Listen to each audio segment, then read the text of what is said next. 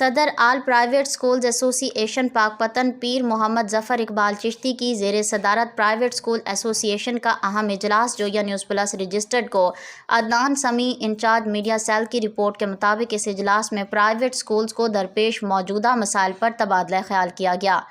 جن میں بلڈنگ کا فٹنس سرٹیفکیٹ اور ہائیجینک سرٹیفکیٹ بنوانے کے عمل کو تیز کرنے پر زور دیا گیا۔